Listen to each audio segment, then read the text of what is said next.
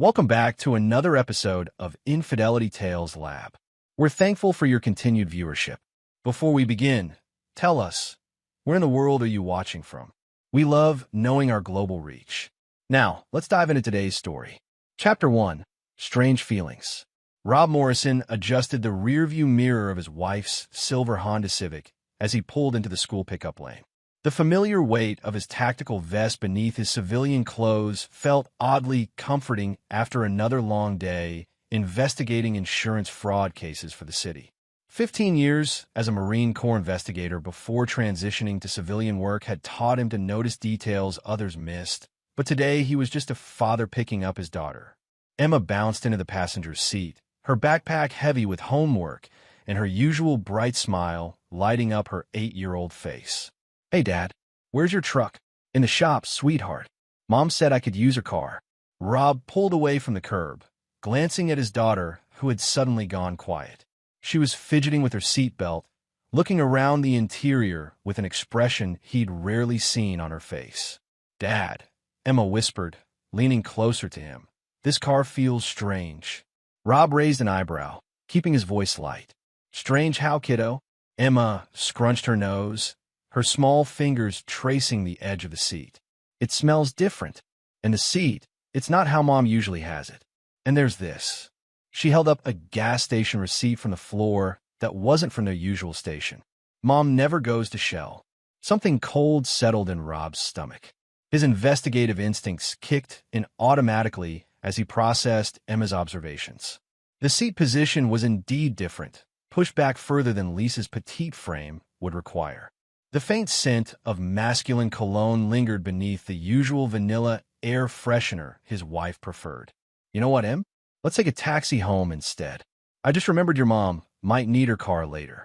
Emma looked confused but nodded. Rob pulled into a nearby shopping center and called a cab, his mind racing through possibilities he didn't want to consider. As they waited, he casually walked around the Honda, noting the higher mileage than expected and a small scratch on the passenger door that hadn't been there last week. The taxi ride home was filled with Emma's chatter about her school day, but Rob's responses were automatic. 17 years of marriage to Lisa, and she'd never mentioned having car trouble or lending it to anyone. She worked from home as a freelance graphic designer and rarely drove anywhere except the grocery store and gym. When they pulled into their driveway, Rob paid the driver and walked to the front door with Emma skipping beside him. The house was quiet, too quiet. Lisa usually had music playing while she worked in her home office. "Mom, we're home," Emma called out, dropping her backpack by the door. Lisa appeared from the kitchen, and Rob immediately noticed something was off. Her hair was slightly messed despite being freshly showered, and she was wearing the blue dress she usually reserved for special occasions. When she saw them, her face went pale, her eyes widening as if she'd seen a ghost. "Rob? Emma? Why are you? I thought you were picking her up." Lisa's voice had a tremor that Rob had learned to recognize during his years of interrogating suspects. "I did. Used your car, like you suggested." Rob watched her carefully. "Everything okay? You look like you've seen a ghost." Lisa's hands trembled slightly as she smoothed her dress. "No, I'm fine. Just surprised to see you home so early." Her eyes darted toward the garage, then back to him. "Where's my car?" "Still at the school." Emma felt uncomfortable in it, so we took a taxi home. "Uncomfortable?" Lisa's voice pitched higher. "What do you mean, uncomfortable?" Before Rob could answer, Emma piped up innocently. "It smelled like boy cologne, and the seat was moved way back. Plus, Mom, you never go to Shell gas station." The color drained completely from Lisa's face. She stood frozen for a moment, then suddenly spun around and grabbed her phone from the kitchen counter. Rob watched in growing suspicion as she dialed 911. "911, what's your emergency?"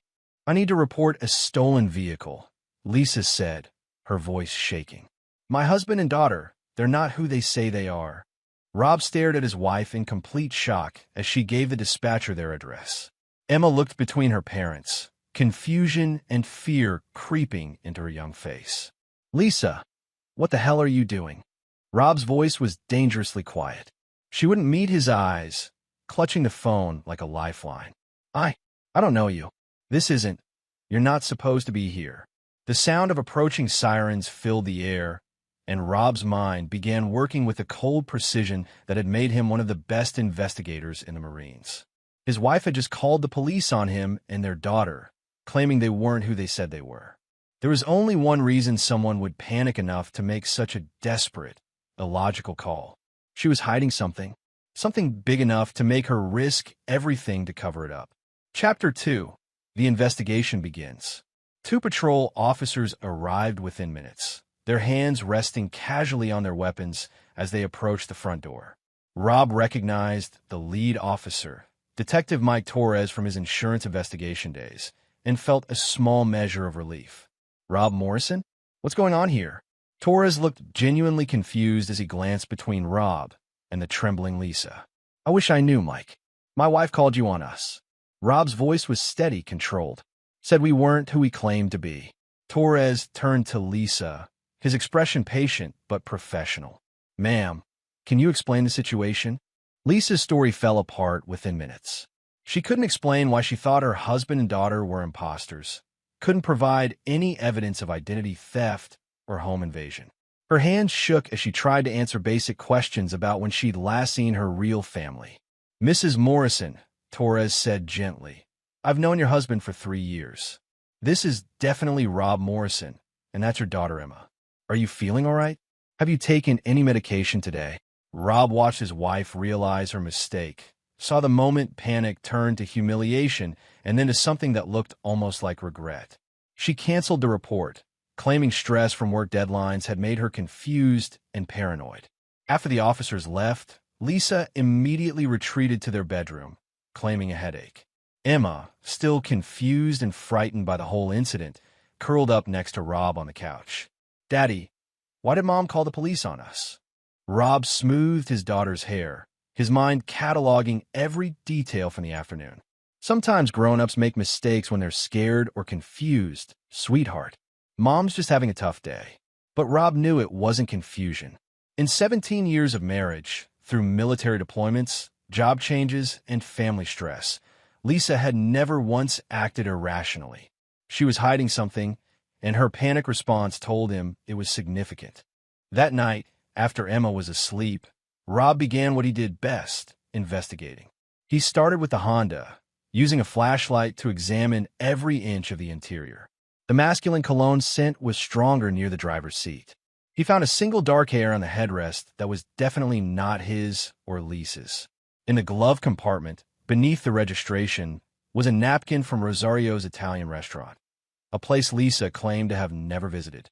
Rob photographed everything with the methodical precision of his military training. The gas station receipt Emma had found was dated 3 days ago at 2:47 p.m., a time when Lisa claimed to be in back-to-back video conferences. He checked her computer's browser history and found the gaps where sessions had been deleted. His phone buzzed with a text from his old Marine buddy, Danny Walsh, who now ran a private security firm. Beer tomorrow? Haven't heard from you in weeks. Rob stared at the message, remembering something Lisa had mentioned about Danny calling the house recently. She'd said he was just checking in, but now Rob wondered if there was more to it. The next morning, Lisa acted as if nothing had happened. She made Emma's lunch with unusual attentiveness, kissed Rob goodbye with forced normalcy, and settled in her home office as if yesterday's breakdown was just a bad dream. Rob drove Emma to school in his repaired truck, then made a detour to Rosario's Italian restaurant. The lunch crowd hadn't arrived yet, and the manager, a middle-aged Italian woman named Maria, was happy to chat. Sure, I remember her, Maria said, looking at Lisa's photo on Rob's phone. She's been coming in regularly for about 2 months. Always with the same guy, tall, dark hair, very handsome. They usually sit in the corner booth, very cozy if you know what I mean. Rob's blood went cold. Can you describe the man? Italian-looking, maybe late 30s. Always wore expensive suits. Tipped well. They seemed very intimate. Rob thanked Maria and sat in his truck outside the restaurant, pieces falling into place. Lisa's new workout schedule, her sudden interest in expensive clothes, the way she'd started taking phone calls in private. He'd attributed it to midlife restlessness, but now he saw it for what it was. His phone rang. Danny Walsh. Rob, we need to talk. It's about Lisa. What about her? Danny's voice was heavy with reluctance. Meet me at Murphy's bar in an hour. There's something you need to know. An hour later, Rob sat across from his oldest friend in a dimly lit corner booth, nursing a beer he didn't want. Danny looked uncomfortable, guilt written across his weathered face. I should have told you sooner, Danny began. But I hoped it would burn out on its own. Just say it. Lisa's been having an affair. For about 3 months now. The guy's name is Vincent Romano. He's not good news, Rob. Rob's expression didn't change, but Danny had known him long enough to see the dangerous stillness that meant his friend was calculating. What kind of not good news? He runs a high-end auto detailing business, but that's not his real income. Romano's connected to some bad people. Money laundering, probably. The kind of guy who thinks he's untouchable because he's got protection. How do you know all this? Danny shifted uncomfortably. Lisa hired me to do a background check on him. She said she'd met him at the gym and was thinking about investing in his business. She made me promise not to tell you because she wanted it to be a surprise. Rob almost laughed at the cruel irony. His wife had unknowingly handed him everything he needed to know about her lover. What else did you find? Romano's got a reputation for being possessive, aggressive. His last girlfriend filed a restraining order that mysteriously got dropped. Rob, I think Lisa's in over her head with this guy. Rob finished his beer in one long swallow. Danny, I need you to keep monitoring Romano. Everything. Where he goes, who he sees, what he does. Can you do that without asking questions? Danny nodded slowly. Rob, what are you planning? Rob stood up, his face as cold and impassive as it had been during the worst moments of his military service. I'm going to remind some people that there are consequences for betraying the wrong man. As he walked out of the bar, Rob's mind was already working through possibilities. Vincent Romano had made the mistake of thinking Rob Morrison was just another cuckolded husband. Lisa had made the mistake of thinking her betrayal would go unnoticed. They were both about to learn that some men don't forgive. They destroy. Chapter 3. The Ruthless Truth. Rob spent the next week playing the role of oblivious husband while gathering intelligence with military precision. He installed hidden cameras in their home, placed a GPS tracker on Lisa's car, and used his law enforcement contacts to build a comprehensive profile on Vincent Romano. What he discovered made his blood run cold for reasons beyond simple adultery. Romano wasn't just a criminal. He was a predator who specialized in seducing married women, gaining their trust, then systematically destroying their lives for profit. He had a pattern: affair, emotional manipulation, access to family finances, then blackmail. 3 previous victims had lost their homes, their marriages, and their children to Romano's schemes. But what made Rob's vision go red with rage was the discovery that Romano had been asking Lisa detailed questions about Emma's schedule, her school, her activities. Phone recordings captured him suggesting Lisa bring Emma around sometime, claiming he was good with kids. Rob sat in his truck outside Emma's school, hands clenched on the steering wheel as he listened to the recorded conversation through earbuds. Lisa's laughing response that Emma would love you made him see spots of black fury. His phone buzzed with a text from Lisa, working late tonight. Client dinner. Don't wait up. Rob checked the GPS. She was at Romano's apartment. That evening, after putting Emma to bed with extra attention and love, Rob drove to Romano's building. It was an upscale complex with poor security, typical of men who felt untouchable. Rob's military training made bypassing the locked child's play. Romano's apartment was exactly what Rob expected: expensive furniture, tacky art, and photos of himself with various women. Rob planted listening devices, copied the contents of Romano's computer, and photographed documents that confirmed his worst suspicions. Romano had detailed files on all his targets, including Lisa. But Lisa's file contained something the others didn't: photos of Emma taken from a distance, her school schedule, and notes about her favorite places. The bastard was planning something that went far beyond financial manipulation. Rob was still photographing evidence when he heard voices in the hallway. He moved to the window, prepared to escape via the fire escape, but froze when he heard Lisa's distinctive laugh. They entered the apartment in a tangle of hands and mouths. Lisa pressed against the door, as Romano kissed her neck. Rob watched from the shadows, his trained mind recording every detail while his heart turned to ice. "God, I missed you," Lisa breathed, her hands working at Romano's shirt buttons. "Did you miss me enough to finally leave him?" Romano's voice carried an edge that Rob recognized as manipulation. Lisa hesitated. "Vince, we talked about this. It's complicated with Emma." "It's not complicated. You file for divorce, claim he's abusive, get custody and child support. I know lawyers who can make it happen fast." Rob's jaw clenched as he realized Romano had coached Lisa on how to destroy him. "But Rob's never been abusive," Lisa protested weakly. Romano's laugh was ugly. "Baby, by the time my lawyer's done, Rob Morrison will look like a monster. Military guys are easy targets. Everyone believes they're unstable. We'll say he threatened you, maybe roughed up the kid. Social services will eat it up. I don't want to hurt Emma. Emma will be fine. Better off, actually. Rob's too strict anyway. All that military bullshit. Kid needs a real father figure." Rob had heard enough. He slipped out through the fire escape while they were distracted, his mind already formulating a plan that would make both of them pay for threatening his daughter. The next morning, Rob made a series of phone calls to old military contacts. By afternoon, he had meetings scheduled with people who owed him favors, the kind of people who could make problems disappear permanently. But first, he needed to secure Emma's safety and his legal position. Rob picked Emma up from school early, taking her for ice cream at their favorite spot. As she chattered happily about her day, he studied her innocent face and made his final decision about how far he was willing to go. "Em, how would you feel about visiting Grandma Morrison for a while?" Emma's face lit up. Rob's mother lived on a ranch in Montana, far from the coming storm. "Really? For how long?" "Maybe a few weeks. There's some grown-up stuff Daddy needs to handle." That evening, as Lisa prepared for another client dinner, Rob confronted her in their bedroom. He placed printed copies of Romano's photos of Emma on the dresser and watched her face go white. "Explain this."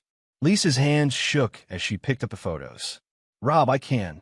He's been watching our daughter, planning something, and you've been feeding him information." "No, I would never." "The GPS tracker in your car says otherwise. The recordings of your conversations say otherwise." Rob's voice was deadly calm. "You've been planning to destroy me and take Emma. Claim I'm abusive." Lisa sank onto the bed, tears streaming down her face. "It wasn't supposed to happen like this. I never meant for it to go this far. But it did go this far. You chose a criminal over your family. You put our daughter at risk for a man who collects wives like trophies." "Rob, please, we can work this out." Rob looked at the woman he'd loved for 17 years and felt nothing but cold disgust. "No, Lisa, we can't, because I don't forgive betrayal. I don't forgive threats to my daughter. And I sure as hell don't forgive women who sell out their families for a few months of excitement." He moved toward the door, then turned back.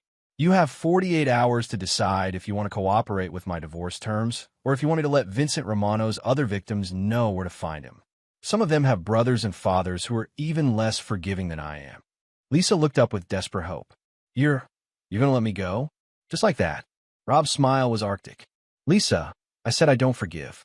I never said I was going to make it quick." As he walked out of their bedroom for the last time, Rob Morrison began implementing a plan that would teach everyone involved that some men don't just seek justice. They create it, one carefully calculated move at a time. The war was about to begin. Chapter 4. The Art of War. Rob spent the weekend executing the first phase of his plan with methodical precision. Emma was safely on a plane to Montana, convinced she was getting an early summer vacation with Grandma Morrison. Lisa believed she had 48 hours to choose between cooperation and exposure, unaware that Rob had already made the choice for her. Monday morning, Rob walked into the offices of Hartwell and Associates, the most aggressive family law firm in the city. Margaret Hartwell was a former prosecutor known for destroying cheating spouses in divorce court.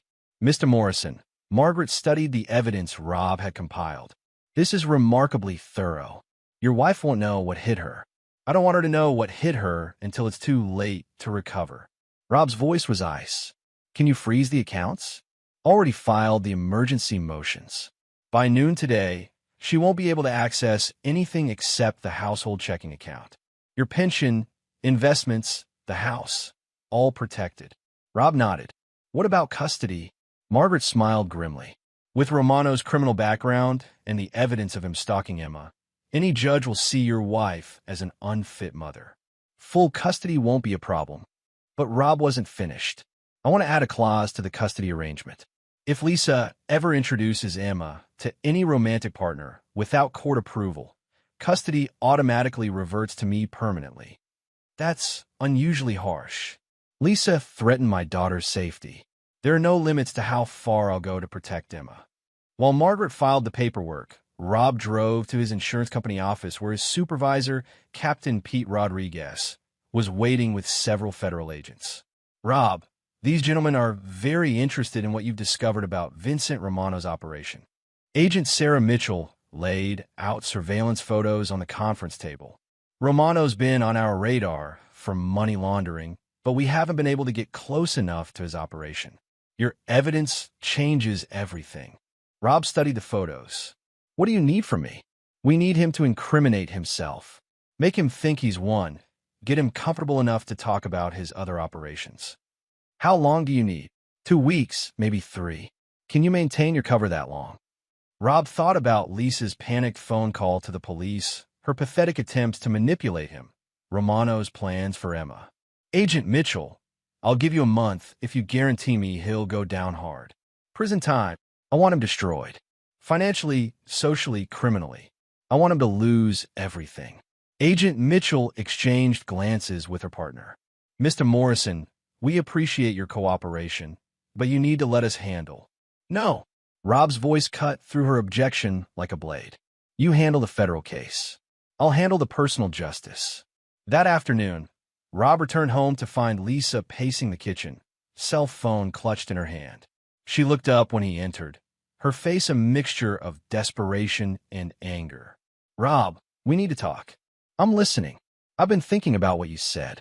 About the 48 hours. Lisa sat down at the kitchen table, trying to appear calm. I'm willing to cooperate with reasonable divorce terms. Rob poured himself a coffee, noting how her hands trembled. Define reasonable. 50-50 split of assets, joint custody of Emma, no alimony. No. Lisa's facade cracked. What do you mean, no? I mean, I've already filed for divorce. You get nothing except what the court decides you deserve, which won't be much. Emma stays with me. You can't just. I can and I did.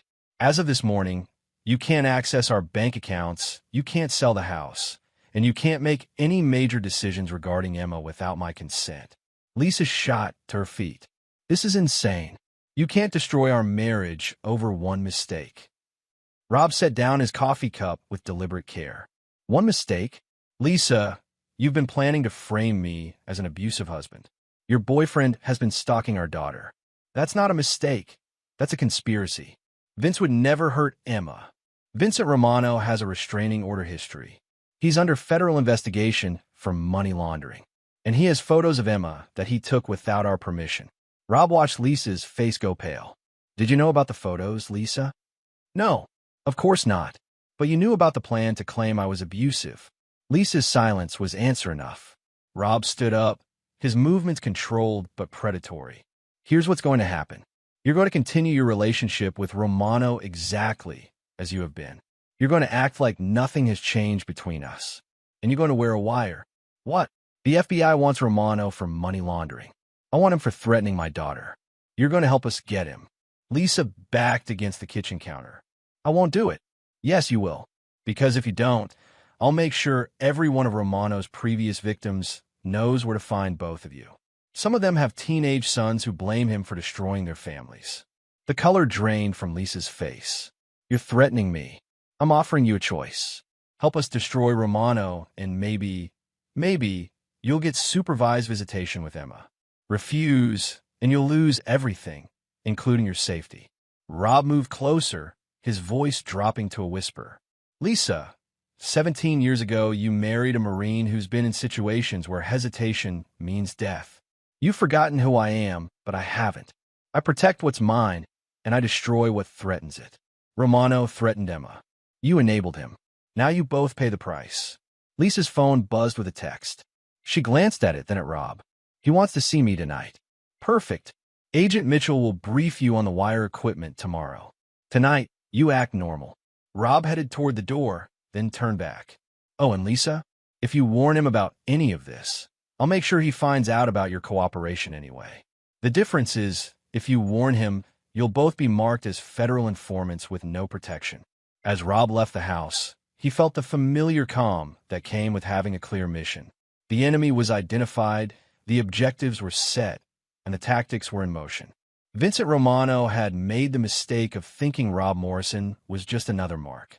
Lisa had made the mistake of thinking their marriage meant Rob would tolerate betrayal. They were both about to learn that some men don't just fight back, they wage total war. Chapter 5. The Trap Titans. The wire equipment was smaller than Lisa had expected, just a tiny transmitter taped under her bra and a micro-recorder disguised as a smartphone case.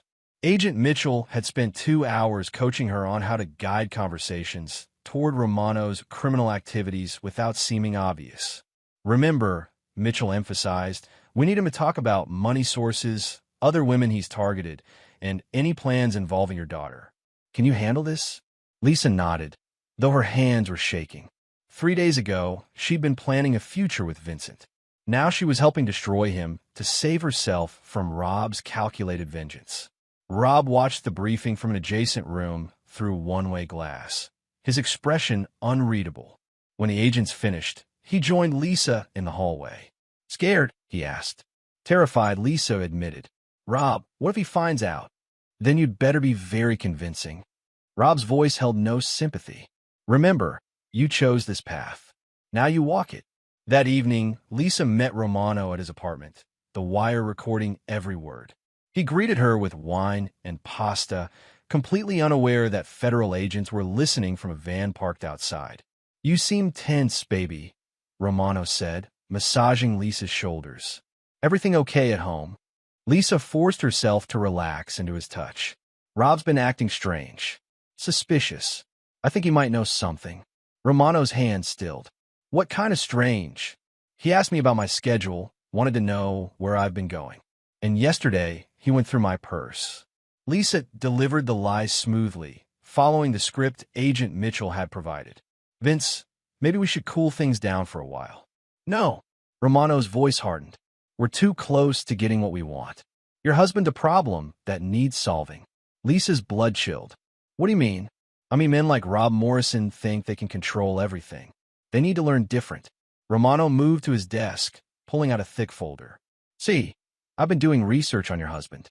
Military background makes him dangerous, but it also makes him predictable. Lisa watched him spread out documents, Rob's service record, their financial information, even photos of their house. Where did you get all this? I have sources. The question is, how far are you willing to go to be free of him? What are you talking about? Romano sat beside her, his voice dropping to a whisper that the wire barely caught. What if Rob had an accident? Military guys are unstable. Everyone knows that. PTSD, drinking problems, domestic violence. If something happened to him, who would question it? Lisa's stomach lurched. Vince, you're scaring me. I'm offering you a solution. Rob dies. You get life insurance money plus his military benefits. Emma gets a new father who can provide for her properly. Everyone wins. Except Rob. Romano laughed coldly. Rob stopped matching the day. He decided to be an obstacle. Lisa, I've done this before. Husbands who don't cooperate tend to have unfortunate accidents. Lisa forced herself to ask the question Agent Mitchell had coached her on. What kind of accidents? Car crashes are popular. Hunting accidents work if the husband's into that. Sometimes it's just a home invasion gone wrong. Romano's voice was casual, discussing murder like a dinner menu. The key is making it look random while ensuring you have a perfect alibi. The recording device captured every word as Romano detailed how he'd arranged the accidents of 3 previous husbands who'd gotten too close to discovering his schemes. Lisa fought to keep her expression neutral while horror crawled up her spine. But what about Emma? She managed to ask. Romano's smile was predatory. Emma's a beautiful little girl. Once Rob's gone and you're grieving, it'll be natural for her to need a strong male figure. I'll be very patient with her, very understanding. Kids adapt faster than you'd think. Lisa excused herself to the bathroom and vomited as quietly as possible, the full horror of what she'd gotten involved with finally hitting her. This wasn't just about an affair anymore. Romano was a killer who'd been planning to murder Rob and manipulate Emma from the beginning. When she returned, Romano was on the phone, speaking in rapid Italian. He hung up when he saw her. "Who was that?" Lisa asked. "Business associates. They're going to help us with the Rob problem." Romano pulled her close. "Don't worry, baby. In 2 weeks, you'll be free, rich, and we'll be a family." Lisa left Romano's apartment an hour later, her skin crawling from his touches and her mind reeling from what she'd learned. The federal agents were waiting in the surveillance van, their expressions grim as they reviewed the recordings. "We got him," Agent Mitchell said. "Conspiracy to commit murder, solicitation of murder, and enough detail about the previous killings to reopen those cases." Rob was standing beside the van, his face carved from granite. "When do you arrest him?" "We need more evidence about his associates, the ones he called. Give us 48 hours to build a complete case." "Fine. But after that, Romano disappears into federal custody and Lisa testifies to everything she's heard." Agent Mitchell looked uncomfortable. "Mr. Morrison, about your wife? She's been extremely cooperative. The prosecution might be willing to offer immunity in exchange for her testimony." Rob's laugh was arctic. "Agent Mitchell, your case is my gift to the federal government. What happens to Lisa is my business." Lisa stepped out of the van, her face pale and drawn. "Rob, I need to tell you something. Vincent, he wasn't just planning to steal from you. He was going to kill you. And Emma, he had plans for Emma that would have." "I know." Rob's voice was flat. "I've known since I found the photos in his apartment." "You've been in his apartment?" "Lisa, I've been 3 steps ahead of both of you since this started. Did you really think I let a criminal threaten my daughter without taking precautions?" Lisa stared at him with dawning horror. "How long have you known?" "About everything. Long enough to record Vincent's phone calls, photograph his files, and document every crime he's committed in the past 5 years." Rob stepped closer, his voice dropping to a whisper. "Long enough to make sure that when this is over, there won't be enough left of Vincent Romano to bury." As the agents drove away with their evidence, Lisa realized that Rob's war wasn't just about punishment. It was about total annihilation. And she was beginning to understand that her cooperation might not save her after all. Chapter 6: The Hammer Falls. The federal raid on Romano's apartment happened at dawn, with enough evidence to charge him with 3 counts of murder, conspiracy, money laundering, and a dozen other federal crimes. Rob watched from across the street as agents carried out boxes of evidence, Romano's face a mask of rage and disbelief as they led him away in handcuffs. But Rob wasn't finished. While the FBI handled Romano's criminal prosecution, Rob had his own justice to dispense. Within hours of Romano's arrest, Rob's contacts in the financial industry had frozen all of Romano's assets as part of a civil forfeiture action. His luxury apartment lease was terminated for criminal activity. His auto detailing business was shuttered pending investigation. Every credit card, bank account, and investment Romano owned was locked down. Danny Walsh called Rob that afternoon with an update. Romano's lawyer is screaming about constitutional violations, but the evidence is rock solid. His bail hearing is set for tomorrow. What's the bail going to be? With 3 murder charges? If he gets bail at all, it'll be millions. He won't get bail, Rob said with certainty. How can you be sure? Because his lawyer is about to have some ethical problems. Rob had discovered that Romano's attorney, Marcus Webb, had been helping launder money through his law firm's trust accounts. An anonymous tip to the State Bar Association, backed by financial records Rob had photographed during his reconnaissance, was about to end Webb's career and land him in federal custody alongside his client. The next morning, Romano appeared in court with a public defender who'd had 30 minutes to review a case file containing thousands of pages of evidence. Bail was denied, but Rob's most brutal stroke was yet to come. That afternoon, he made a series of phone calls to the families of Romano's previous victims, the wives he'd seduced, the husbands he'd murdered, the children he'd left fatherless. Rob provided each family with Romano's arrest details, his location in federal custody, and most importantly, the identities of his accomplices who were still free. Within 24 hours, wrongful death lawsuits worth millions were filed against Romano's estate. The media picked up the story of the serial killer who'd masqueraded as a businessman, destroying families for profit. Romano's photo was on every news channel, his crimes detailed in horrifying specificity. But Rob saved his darkest move for Lisa. She was waiting in their kitchen when he returned home Wednesday evening. Divorce papers spread across the table. Her signature was required on dozens of documents that would essentially leave her with nothing except the clothes on her back. "I can't sign these," Lisa said, her voice hollow. "Rob, I have nowhere to go. No money, no job prospects. You're taking everything. You should have thought about that before you conspired to murder me. I never agreed to that. I was horrified when Vincent suggested it."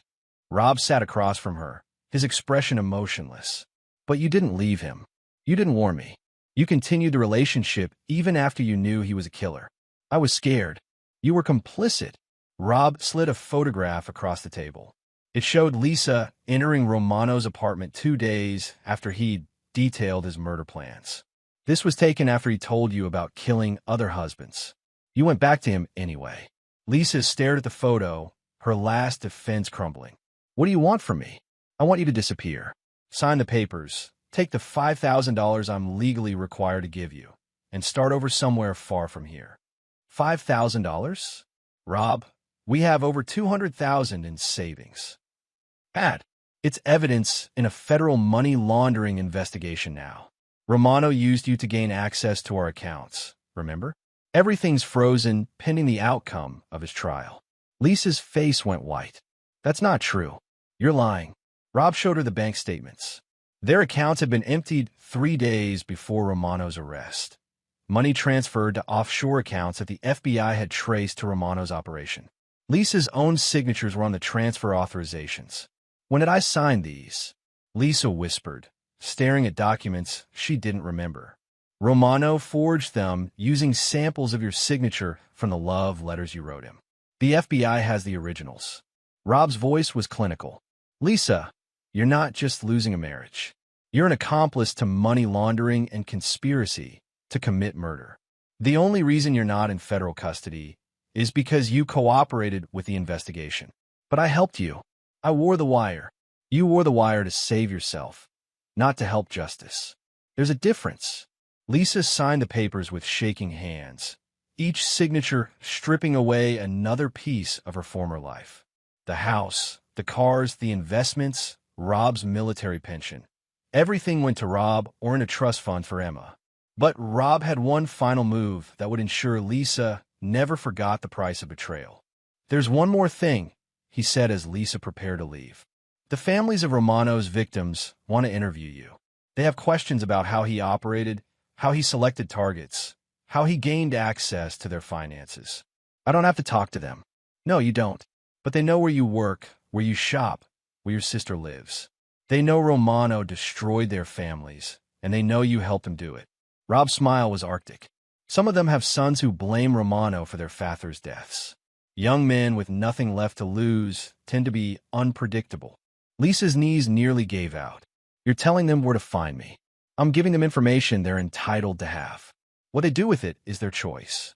As Lisa walked out of their house for the last time, carrying only a single suitcase and $5,000 in cash, Rob felt no satisfaction. Justice wasn't about feeling good. It was about consequences. Lisa had chosen to betray her family and endanger their daughter.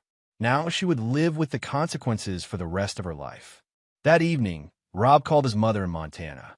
"Mom, how's Emma doing?" "She's fine, sweetheart. Misses you, though. How much longer before she can come home?" Rob looked around the empty house, thinking about the new life he'd build without the poison of betrayal corrupting it. "Soon, Mom. Just a few more loose ends to tie up." The war was almost over. Soon, Emma would come home to a father who'd proven that some people could be trusted to protect what mattered most. Chapter 7. The Reckoning Begins. 6 months later, Vincent Romano sat in federal prison awaiting trial, his empire in ruins and his co-conspirators either dead or behind bars. The associates he'd called to arrange Rob's murder had been members of a crime family that didn't appreciate having FBI attention drawn to their operations. Romano's attempt to cooperate with federal investigators in exchange for protection had earned him a knife between the ribs in the prison shower. He survived, but barely, and now spent 23 hours a day in solitary confinement. Rob received updates on Romano's condition through his law enforcement contacts, each report confirming that justice was being served in ways the courts couldn't deliver. But Rob's personal war wasn't finished. Lisa had fled to Phoenix, where her sister lived, but the families of Romano's victims had followed. They filed civil suits against her as an accomplice, demanding access to any assets she might have hidden. Private investigators tracked her movements, lawyers harassed her with depositions, and anonymous phone calls reminded her daily that her role in their suffering wouldn't be forgotten. Rob could have called them off with a single phone call, but he didn't. Lisa had made her choice. Now she lived with the consequences. Emma returned from Montana in the fall, tan and happy from her extended vacation. She'd grown 2 inches and developed a love for horses that Rob encouraged by enrolling her in riding lessons. They'd moved to a new house across town, smaller than their previous home, but filled with light and free from the shadows of betrayal. "Dad, why did Mom go away?" Emma asked one evening as Rob helped her with homework. Rob had prepared for this question for months. "Your mother made some bad choices, sweetheart. Sometimes when adults make really bad choices, they have to face consequences that change everything." "Will she ever come back?" "No, she won't."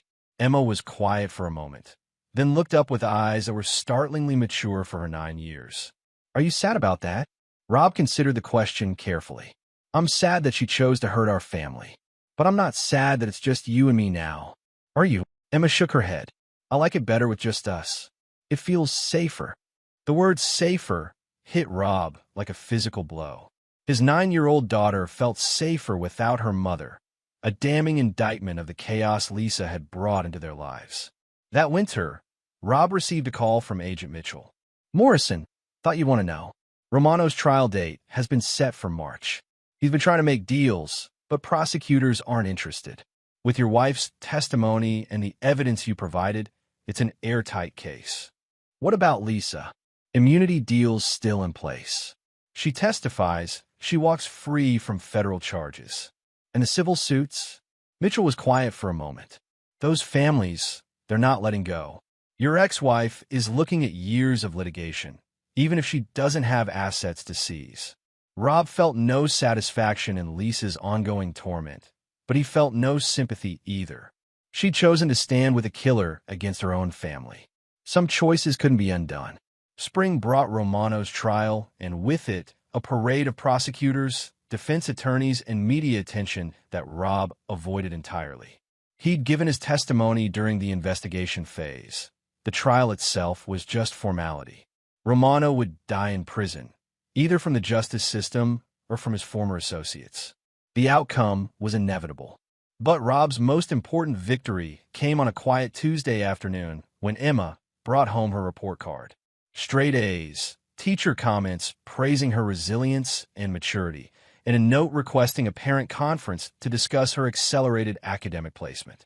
"Mr. Morrison, Emma's teacher, Mrs. Patterson, said during their meeting, Emma is exceptional, not just academically, but emotionally. She's shown remarkable stability given the changes in her family situation." Rob nodded, pride swelling in his chest. "She's stronger than she knows. Children are resilient, but Emma's strength seems different, more purposeful. Has she expressed any feelings about her mother's absence?" "She's mentioned feeling safer now, more secure." Mrs. Patterson made a note. That's not uncommon in situations where there was family instability. Children often thrive when chaos is removed from their environment. As Rob drove home from the conference, he reflected on how completely his life had changed.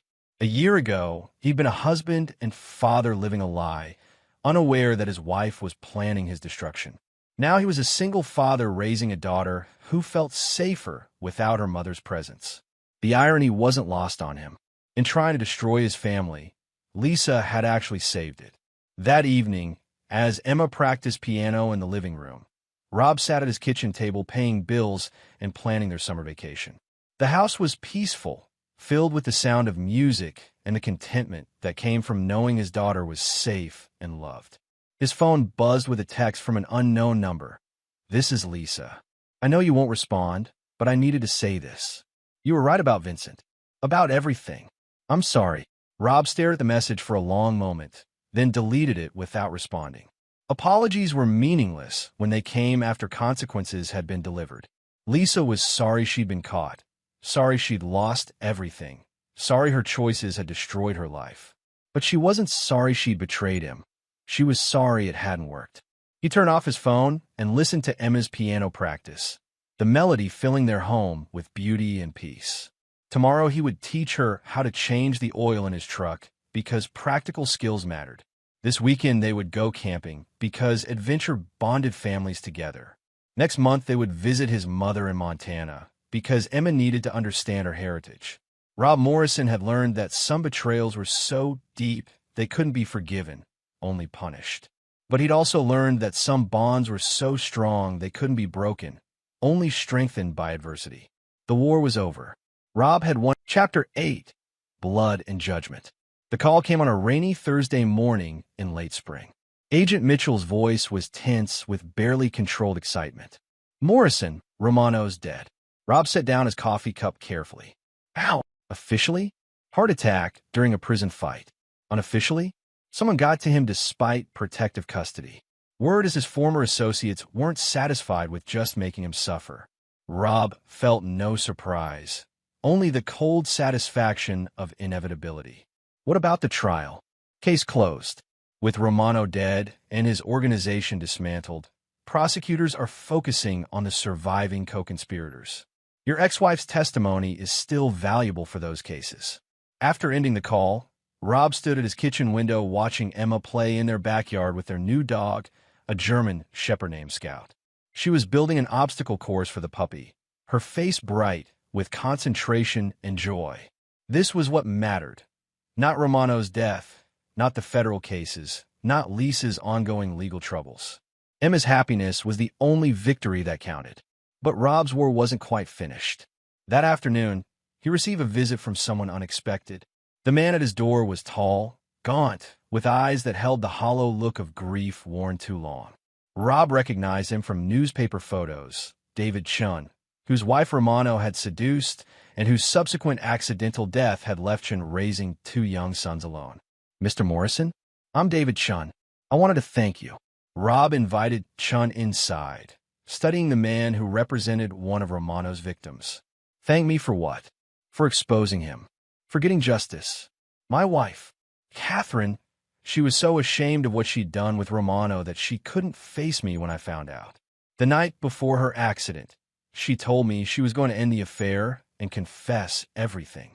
Chen's voice broke slightly. "Romano killed her because she was going to leave him." Rob poured coffee for both of them, recognizing in Chun the same cold determination that had driven his own campaign against Romano. "What happened to your sons? They're 8 and 10 now. They think their mother died in a car crash. They don't know about the affair, about Romano, about any of it." Chun met Rob's eyes. "I wanted them to remember her as the good woman she was before he corrupted her." "That's generous of you." Chen's laugh was bitter. "Is it? Or is it weakness? You didn't let your wife off so easily." Rob considered his words carefully. "Lisa didn't just have an affair, Mr. Chun. She actively participated in planning my murder and endangering my daughter. Your wife was trying to end things when Romano killed her. There's a difference. Maybe, or maybe I'm just not as strong as you are." They sat in comfortable silence for a moment, 2 men who'd survived Romano's predation in different ways. Finally, Chin spoke again. "I heard your wife is still facing civil suits from the other families. That's their choice, not mine. But you could stop it if you wanted to." Rob set down his coffee cup. "Mr. Chun, why are you really here?" Chun reached into his jacket and pulled out a thick envelope. "Because the families have been talking, and we've reached a decision about your ex-wife." Rob didn't touch the envelope. "What kind of decision?" "She's been bouncing between Phoenix, Denver, and Seattle for the past 8 months. Never staying long enough to establish residency. never holding a job more than a few weeks. She's broke, homeless, and running from process servers and private investigators. Chen pushed the envelope across the table. We're prepared to call off the civil suits and the harassment if she agrees to certain conditions. What conditions? She disappears completely, changes her name, moves somewhere none of us will ever find her, and never contacts any of us or our children again, including your daughter. Rob opened the envelope and found documents that would effectively erase Lisa from existence. New identity papers, a one-way bus ticket to a small town in Oregon, and a cashier's check for $10,000. This is illegal. So is conspiracy to commit murder. So is money laundering. So is helping a serial killer destroy families. Chen's voice was steady. We're offering her a way out that lets her live. The alternative is spending the rest of her life looking over her shoulder. Rob studied the documents, understanding the weight of what the families were offering. You want me to deliver this to her? We want you to make sure she understands that this is her only chance. She takes the deal and vanishes forever, or the harassment continues until one of us decides legal pressure isn't enough. The threat was clear but unspoken. Some of Romano's victims had family members who weren't bound by legal constraints, who might decide that Lisa's complicity deserved more permanent consequences. Rob closed the envelope. I'll think about it. Chun stood to leave, then turned back. Mr. Morrison, your daughter's lucky to have a father who would go to war for her. Not all of us were strong enough to protect our families from people like Romano. After Chen left, Rob sat alone in his kitchen, weighing the moral complexity of what the families were proposing. They were offering Lisa a chance at a new life in exchange for complete disappearance from their lives and Emma's.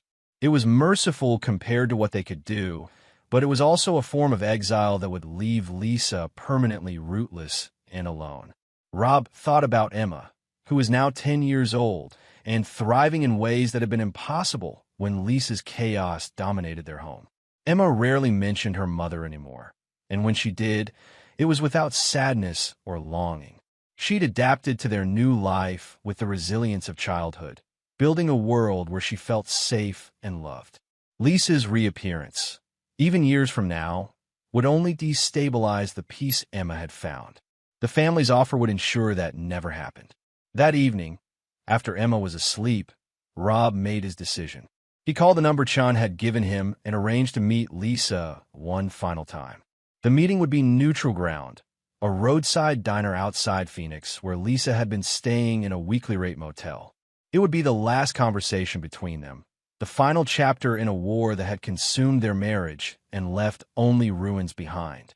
Some mercy was possible, even after betrayal, but forgiveness remained forever beyond reach. Chapter 9. The Final Verdict. The diner was nearly empty at midnight, just a few truckers nursing coffee and a waitress who looked like she'd rather be anywhere else. Rob sat in a corner booth, the envelope from Chen's group on the table beside him, waiting for the woman who'd once been his wife. Lisa appeared in the doorway like a ghost of her former self. 10 months of running from consequences had carved hollows under her eyes and turned her hair prematurely gray. She moved with the cautious uncertainty of someone who'd learned that safety was always temporary. She slid into the booth across from him, her hands trembling as she reached for the coffee he'd ordered for her. "You look terrible," Rob said without preamity. "I feel terrible." Lisa's voice was hoarse, aged beyond her years. "Rob, thank you for agreeing to see me. I wasn't sure you would. I'm not here for you, Lisa. I'm here for Emma." Lisa flinched at their daughter's name. "How is she?" "She's happy, healthy, safe. Everything she wasn't when you were in her life." Does she ask about me?" Rob considered lying, then decided Lisa deserved the brutal truth. "Not anymore. She used to for the first few months. Now she's built a life that doesn't include you, and she's better for it." Lisa's composure cracked, tears spilling down her cheeks. "I made mistakes, Rob. Terrible mistakes. But I never stopped loving her. Love isn't enough when it comes with danger." Rob pushed the envelope across the table. "The families of Romano's victims have made you an offer." Lisa opened the envelope with shaking hands, her face going pale as she read the documents. A new identity, complete disappearance. New name, new location, enough money to start over somewhere far from here. In exchange, you never contact Emma, never contact any of Romano's victims, and never try to rebuild any connection to your old life. And if I refuse? Rob's expression was arctic. Then the civil suits continue. The harassment continues. And eventually, someone decides legal pressure isn't enough. Lisa stared at the cashier's check, $10,000 representing the sum total of her future. This is what my life is worth now. Your life is worth what you made it worth when you chose Romano over your family. I never chose him over Emma. You chose him over Emma's safety. You chose him over Emma's father. You chose him over Emma's future. Rob leaned forward, his voice dropping to a whisper. Lisa, Romano had photos of her daughter. He was planning to groom her. And you knew he was dangerous, but you kept going back to him anyway. Lisa's sobs were quiet, broken things that barely disturbed the diner's artificial peace. I was scared. I didn't know how to get out. You were selfish. You wanted the excitement more than you wanted to protect your child. Rob stood up, looking down at the woman who'd destroyed their family for a few months of attention from a killer. Take the deal, Lisa. Disappear completely, start over, and maybe somewhere down the line you'll find a way to live with what you've done. What if I don't take it? Then you'll spend the rest of your life learning that some consequences never end. As Rob walked toward the door, Lisa called after him. Rob, will you tell Emma I'm sorry? He turned back, his face carved from granite. No, Emma doesn't need your apologies. She needs to forget you existed. Rob drove through the night back to his home, back to his daughter, back to the life he'd built from the ashes of betrayal. The desert highway stretched endlessly ahead, dark and empty except for his headlights cutting through the darkness. By morning, Lisa Morrison would no longer exist. The woman who'd taken those identity papers would disappear into the vast anonymity of America. Another lost soul, starting over with nothing but regret and a small chance at redemption. Emma woke up Saturday morning full of plans for their day, hiking with Scout, lunch at their favorite restaurant, a movie that evening. She was 11 now, tall for her age, with Rob's eyes and a strength that hadn't been there when Lisa was part of their lives. Dad, can we call Grandma Morrison this afternoon? I want to tell her about my science project. Of course, sweetheart. Emma hugged him with the fierce affection of a child who'd never learned to doubt her father's protection. I love our life, Dad. Just you and me and Scout.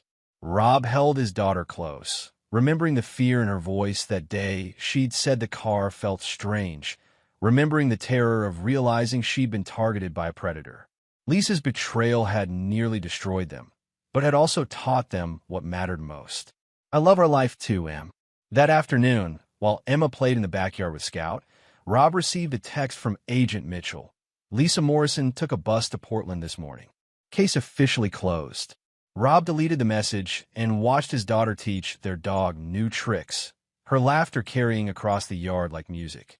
Lisa had made her choice and would live with the consequences forever. Romano was dead, his organization destroyed, his victims finally able to move forward. The war was over. Rob Morrison had protected what mattered most and destroyed everything that threatened it. Some men forgave betrayal. Others made betrayal so costly that no one dared attempt it again. Emma ran to him, grass stains on her jeans and joy lighting up her face. Dad, watch this. Scout learned how to jump through the hoop. Rob watched his daughter demonstrate her training success, his heart full of pride and peace. This was victory. Not the destruction of his enemies, but the preservation of innocence, the protection of love, the creation of a safe space where his daughter could grow up without fear. Lisa had gambled with their family's future and lost everything. Romano had threatened their safety and paid with his life. The other conspirators had faced federal justice and the vengeance of their victims' families. But Emma Morrison had won the only prize that mattered. A father who would never let anyone hurt her, and a life built on the unshakable foundation of unconditional protection. The score was settled. The account was balanced. Justice, brutal and complete, had been served. Some men forgave. Rob Morrison ensured that forgiveness was never necessary. And there you have it. Another story comes to an end. What did you think? I'd love to hear your thoughts in the comments below. If you enjoy this story, consider joining our community by subscribing. It means the world to us. For more stories like this one, check out the recommended videos on screen, and I'll see you there.